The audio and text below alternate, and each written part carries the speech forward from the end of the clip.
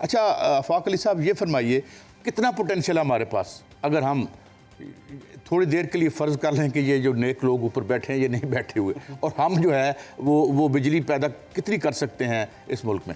Sir solar point of view से 50 gigawatt is already there, तो we can go 3 fold. अच्छा, 3 गुना कर सकते हैं हम इसको भी 150 गीगावाट तक हम जा सकते हैं। अच्छा, उसमें होता क्या है कि गवर्नमेंट मिल के और पब्लिक जो आवाम है मिल के काम करती है। इन ओवर केस आवाम ही कर रही है। आप देखें सिर्फ 770 मेगावाट यूटिलिटी स्केल पे सोलर आया, बाकी सारा जितना भी है वो आवाम ने खुद अपनी मदद आपके तहत, ये पब्लिक रेवोल्यूशन है, it's not a government revolution. तो वैसे रेवोल्यूशन पब्लिक ही लाया करती है तो लेकिन गवर्नमेंट सपोर्ट करती है। आप देखें बैटरीज की तरफ स्विच कर रहे हैं हमें अब हाँ, वो जो बैटरी वाला, ये जरा इंटरेस्टिंग है, बताएं कि बंदा खुद ही लगा लेगा और खुद ही अपना उसका ग्रिड से ताल्लुक। जी, मैं वही बता रहा हूँ। लास्ट जब हमारी डिबेट हुई थी उसमें मैं बताया था कि अगर ये नेट मीटरिंग से नेट बिलिंग पे स्विच करेंगे तो people will switch to storage batteries ले आएंगे तो और लोग फिर बैटरी तो टैक्स ला देंगे। हाँ, वो 52% नहीं देना तो सर 52% इंपोर्ट एंड टैक्सेस हैं बैटरीज के ऊपर। Oh my God. हाँ जी, आप भी सोच रहे हैं, वो पहले लगा चुके हैं तो आपसे आगे हैं वो। तो पॉइंट ये है, देखें स्टोरेज तो साह नहीं लेना देना नहीं, देखें होता क्या है, डिस्कोस जो होते हैं ना, डिसको या इसको है, ये अपने एंड पे जैसे कोई एरिया है जहाँ पे सोलर ज़्यादा प्रोड्यूस होता है, डक कर्व बनता है। अगर सोलर प्रोडक्शन ज़्यादा हो जाती है और कंजम्पशन कम होती है तो उस वक्त बेस्ट लगते हैं बैटरी एनर्जी सोलर सोल्यूशन, जो बड़े बड़े होते हैं मेगावाट्स में, वो ग्रिड लगाता है और उधर स्टोर कर लेता है। और वो जो बात कर रहे थे अपने चांडियो साहब कि वो जो पीक आवर है वो जो थोड़ी देर के लिए आता है वो उससे मिटिगेट हो जाता है। ठीक है, दैट्स हाउ इट वर्क।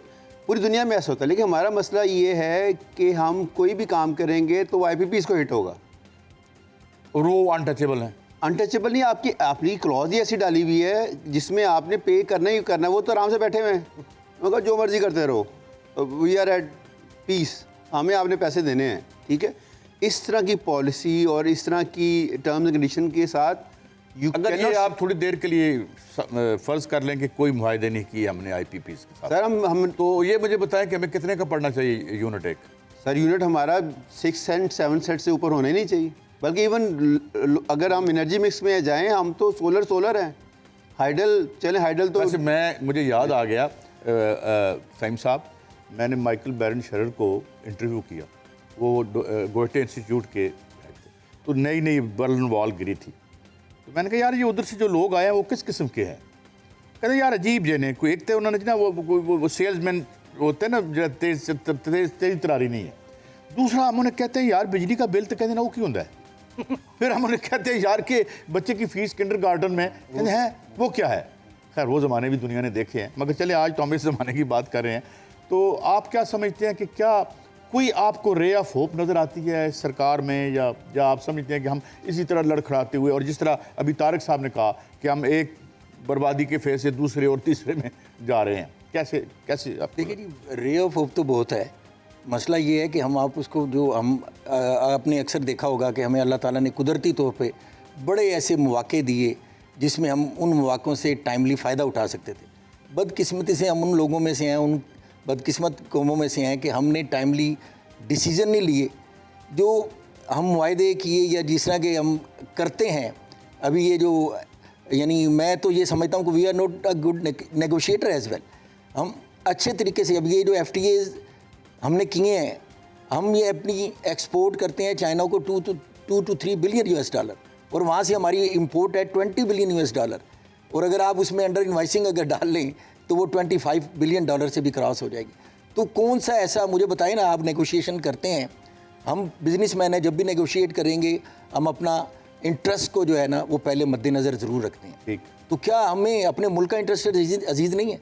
और अभी आप देखें ये तीसरा फेज़ हम करने जा रहे हैं FTA का चाइना के साथ। तो जब हमारी इंडस्ट्रियलाइजेशन में जो बहुत सारे अवामिल हैं जिसने हमारी इंडस्ट्री को बैडली हिट किया और उसमें डिप आया है हमारी इंडस्ट्रियल इकोनॉमी को, उसमें एक एलिमेंट ये भी है कि हमने अपने FTAs जो हैं या PTAs जो हैं वो सही तरीके से नेगोशिएट ही नहीं किए। और उनमें अपने मुल्क का इंटरेस्ट नहीं। आप क्या ना सादा सादा ज़बान में कि हमने हमने हमने मुआहदे ही जो है वो दुरुस्त नहीं किए। ऑफ कोर्स आपने मुआहदे करने हैं, आपने वो इंडस्ट्री जो एग्जिस्ट करती है हमारे मुल्क में उनको सब्सिडी देने का क्या तुक बनता है कि हम वही प्रोडक्ट चाइना की इंपोर्ट करें पाकिस्तान में जो हमारे मुल्क में बनती है। आप दुनिया में कहीं जाके देख लें, कोई ऐसी प्रोडक्ट जो भी टैरिफ बनता है वो अपनी लोकल इंडस्ट्री को पहले प्रोटेक्ट करता है, उसके बाद जाके आप अपना उनके साथ किसी बात पे नेगोशिएट करते हैं। तो मैं ये समझता हूँ कि ये जो फेज़ 3 की जो बातें हो रही हैं FTA की, तो मैं गवर्नमेंट से यही दरख्वास्त है कि इसको फौरी तौर पे इसको रोकें और इसका जो नेगोशिएशन अगर आपने करनी है तो स्टेक होल्डर को, इंडस्ट्रियलिस्ट को अपने सामने बिठाएं और उनका जो हमारे पास जो हमारी लोकल इंडस्ट्री है उसका मद्देनज़र कैटर के। अदरवाइज़ जिस तरह ये राना साहब की बात मैं आपको थोड़ा सा बताऊं कि पहले बिज़नेस अपनी ग्रोथ देखता है, फिर प्रॉफिटेबिलिटी देखता है, फिर उसके बाद लॉस की बारी आती है। तो वो ऑब्जर्वेशन जिस तरह वो 6 माह पहले आप आज प्लानिंग करने हैं सर्दियों की गर्मियों में बैठ के, तो जब आप लॉस स्टेज पे पहुंचने से पहले जब आपकी ऑब्जर्वेशन ये होती है तो फिर आप अपना कैपिटल जो है कोशिश करते हैं कि उसको किसी तरीके से महफूज कर लें। वो या पे आप छुपा लेंगे या फिर आप ड्रेन कर देंगे। आप बात करते हैं, एक आज से चंद साल पहले हम सोचते थे या सुनने में आया था कि $12 बिलियन की हमारी जो कैपिटल ड्रेन हुआ है UAE में, अब उसकी फिगर खुद कहते हैं जी $100 बिलियन है। तो वो वजूहात तो थोड़ा सा असर्टन कर लेना कि ये जो कैपिटल ये इतना पैसा जाता किस तरह। मेदू साहब मैं आपकी तरफ आता हूँ, हम और आप ये रिपोर्ट कर रहे हैं, दुख भरी दास्तान ही हमने रिपोर्ट की है। कोई कभी हम खुश हो लेते थे, कोई हॉकी का मैच जीत जाते थे, वो भी अब नहीं रहा। अब क्रिकेट में भी माशाल्लाह हमने बेड़े कर दिए। तो आप क्या ये हम इसी एक पूरी कौम जो है एक इस डिप्रेशन के कैफियत, देखिए इंडस्ट्रियलिस्ट बैठे हैं, स्कॉलर बैठे हुए हैं यहाँ पे, इतने बड़े चेन के यानी वो लोग बैठे हुए हैं। Nobody seems satisfied, they are all upset. या ये एग्जेजरेटेड है? भाई देखिए, अब मैं 2 चीज़ें आपके सामने रखता हूँ। पहली बात तो ये है कि IMF की बात डॉक्टर ने की, बड़ी बिल्कुल सही बात फरमाई, लेकिन ये IMF क्या दावत देता है आपको कि आ जाओ हमारे पास, या हम जाते हैं? हम ही जाते हैं। तो बस मजबूरी है ना आपकी, फिर उसको ब्लेम ना करें, नंबर 1। नंबर 2, फ़हीम साहब से मैं बिल्कुल 100% इत्तेफाक करता हूँ कि चाइना के साथ आप FTA 3 करने जा रहे हैं, तो चाइना का पता है वो क्या है? चाइना के अंदर 60% ऑफ टोटल एनर्जी प्रोडक्शन और generation through solar and wind.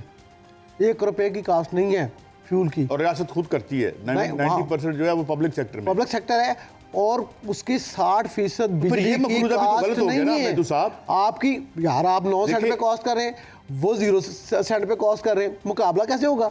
ये फ़हीम साहब की बड़ी वैलिड बात है कि ये इस तरह नहीं हो सकता। नंबर 2, दूसरा कैसे सब ये वहाँ पे हो रहा है कि हर बंदा कह रहा है मुझे दे जाओ और बाकी मरता है तो मुझे कोई लेना देना नहीं, सानू की।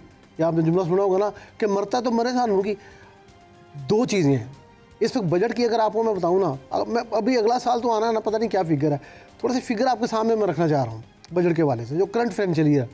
ये चूँकि कन्फर्म है इसलिए इन्हीं की बात हो सकती है, अगलों की बात नहीं हो सकती।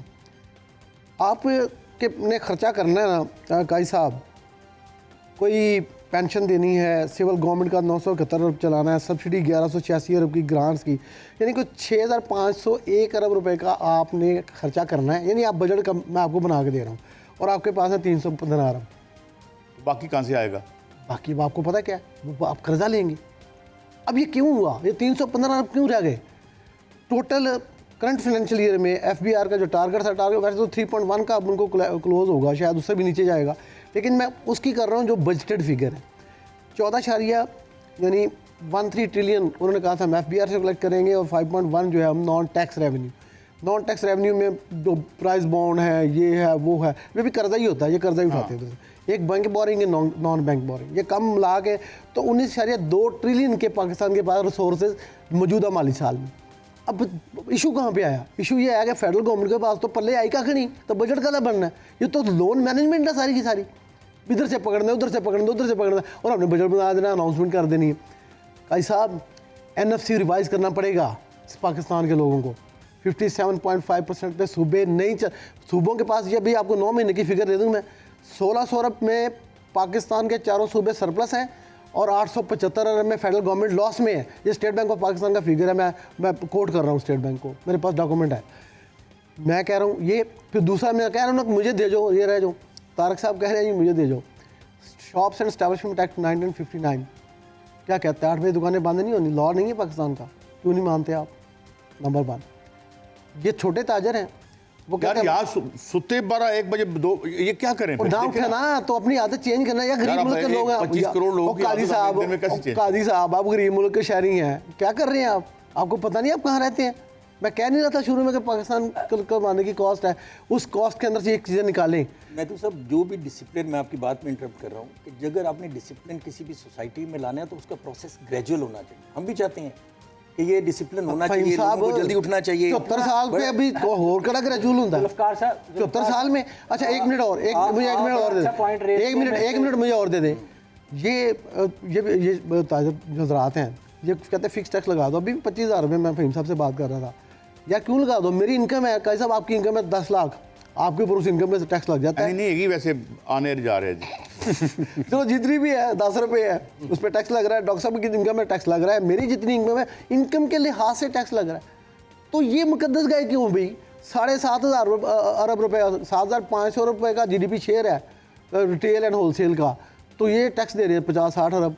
एग्रीकल्चर का शेयर है 10,000 अरब, वो दे रहे हैं 10-12 अरब टैक्स पूरे मुल्क में इनकम टैक्स। इसका मतलब हम ले नहीं रहे ना? नहीं नहीं ले नहीं रहे, क्यों नहीं ले रहे भाई? मैं जाके टैक्स रिटर्न जो है वो जाके FBR कहता है या लोग कहते हैं वो, ये तुम्हारी जिम्मेदारी है, तुम पाकिस्तानी हो, कॉन्स्टिट्यूशन है पाकिस्तान का, ये क्यों नहीं देते हो?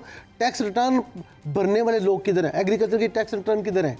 सूबे लेते हैं ना 97 का। आपने बराह रास्त तारक साहब से मैं अभी तारक साहब से, ये आप तारक साहब से पूछिएगा। मैं कह रहा हूँ कि यार ये दोनों सेक्टर, होलसेल एंड रिटेल और ये एग्रीकल्चर, ये सारा मलबा जो है वो पाकिस्तान के अर्बन एरियाज़ के मजदूरों ने उठाया हुआ है। ये सिर्फ पाकिस्तान उनका है, इनका नहीं है। सब कहते हैं कि जी हमें छोड़ दो, हमें छोड़ दो, तो पकड़ना किसको है जी? गरीब आदमी को, शहर के फैक्ट्री वर्कर को, किस ये क्या इंसाफ है? अच्छा, इसमें 2-3 चीज़ें इन्होंने फंडामेंटली बिल्कुल ठीक की। पहली चीज़ ये कि स्कीमें क्यों आती हैं, स्कीमें क्यों आनी चाहिए। आप जब बात करते हैं तो वो स्कीमें फिर वही मसाइल पैदा करते हैं ना, जो डायरेक्ट टैक्सेस के ज़रिए गरीब भी दे रहा, दूसरा भी दे रहा है। इसका मतलब ये है कि जो स्टेट स्कीमें ला रही है, इसका मतलब ये है कि वो एक अपने फेलियर को एक्सेप्ट कर रही है कि यार मैं तुमसे नहीं लेने के काबिल, मैं तुमसे नहीं ले पा रहा, तुम मेरे साथ डील कर लो, किस पे देते हो। अच्छा, इसके पीछे काफ़ी डिफरेंट फनामनाज हैं, लेकिन मैं आपको एक मज़े की बात बताऊं, हुकूमत खुद जो कर्ज़े लेने जाती है ना IMF के पास, तो उनको स्कीमें बेचती है। पिछली जो स्कीम फेल हुई है, उस स्कीम को अगर आप पढ़ लें, जिस ताजर से आप साल में 1 रिटर्न नहीं ले सकते थे, आपने IMF में वो स्कीम प्रेजेंट की कि हम 13 रिटर्नें लेंगे। मैंने जब ये बात एक बहुत मशहूर कारोबारी लीडर से की, तो उसने कहा तुम्हें क्या मसला है, तुम तो इंटीग्रेटेड हो, तुम तो सारे पैसे देते हो, तुम्हारी तो हर ट्रांजैक्शन जाती है। तो मैंने कहा ये पैसे जो लिए हैं IMF से, ये जब कलेक्ट नहीं होंगे तो मेरा रेट बढ़ जाएगा। काजी साहब, जब वो पैसे लेते हैं ना, अभी 19% सेल टैक्स हो जाना है। आप दुनिया में दूसरे नंबर पे सबसे हाईएस्ट सेल टैक्स रिकवरी वाले मुल्क हैं, इथियोपिया से नीचे हैं, सेल टैक्स आपने 19% लेना है, और आपने बहुत सारी प्रोडक्ट को लग्जरी डिक्लेयर करके 25% सेल टैक्स ले रहे हैं। 100 में से 25 रुपये सेल टैक्स की मद में जा रहे हैं। तो पहली चीज़ ये कि स्टेट ये काम खुद करती है कर्जा लेने के लिए। आप और मैं बैंक में जाएंगे तो बैंक में एक विजिबिलिटी देंगे ना कि ये कारोबार है, ये आमदन है, ये रेवेन्यू है, आप हमें बैंक में लोन दे दें। वो बैंक वाला जब पढ़ेगा आपको पैसे दे देगा। अब अगर IMF पे आप जाके ये कहते हैं कि ये जो ट्रेडर कम्युनिटी से हमने इतने पैसे रिकवर करने हैं, ये स्कीम है 500 मिलियन दे दें, और आपको पता है ये रिकवरी नहीं होनी, तो फिर आप क्या कर रहे हैं? ये आपको अब मेरी बात से समझ आ चुकी होगी। दूसरी बात इन्होंने कही कि 1959 का एक्ट है। आज हम 2026 में बैठे हैं। 1959 में टीवी नहीं था। जब टीवी आया ना तो 9 बजे बंद हो जाता था। अब आपकी नशरियाँ 24 घंटे चलती हैं, और मैं वो टीवी पे नहीं देखता, मैं इस मोबाइल पे देखता हूँ। आज के दिन में क्रिकेट आज रात को आप कर रहे हैं, पैडल आप रात को कर रहे हैं, जिम आप रात को कर रहे हैं, एक्सरसाइज रात को कर रहे हैं। आपने 1959 के हिसाब से दुकान दिन को बंद करनी है। आप दफ्तर आज 4:40 पे सूरज गुरूब तुलू हुआ है, सुबह 4:40 पे। आपका क्राइसिस क्या है इकोनॉमी का, एनर्जी का, सारी चीज़ों का, लेकिन आपने ये बैठ के डिबेट नहीं की कि यार स्कूल हम 6 बजे कर दें, दफ्तर सुबह 7 बजे कर दें, हम 4 घंटे जो ज़ाया कर रहे हैं। यहाँ पे एक फलसफा आ गया कि हमने जो कल्चर चेंज करना है ना, वो दुकान बंद करके करना है। भाई जिस बंदे ने दुकान बंद कर दी, आप घर चले गए, आप कहते हैं रेस्टोरेंट 11 बजे बंद होगा, बाकी चीज़ें खुली हैं, होम डिलीवरी खुली है, सब कुछ खुली है, और रात को 2:30 बजे सोएगा। मैं आपको एक इंटरेस्टिंग फैक्ट बताता हूँ। अभी 8 बजे की रिस्ट्रिक्शंस आई, मॉलों ने टाइमिंग 11 बजे से 10 बजे कर दी। हमारी 10 और 11 के दरमियान 1 घंटे की ऑपरेशनल कास्ट टोटल कास्ट का 1.5% है, और रेवेन्यू लेस देन 1% है। लोग ही नहीं आते। आप मेरे साथ बैठ जाएं, मैं आपको डाटा दूंगा। ये सोचना कि मैं आपके घर का कल्चर दुकानदार तब्दील करेगा, वो नहीं हो सकता।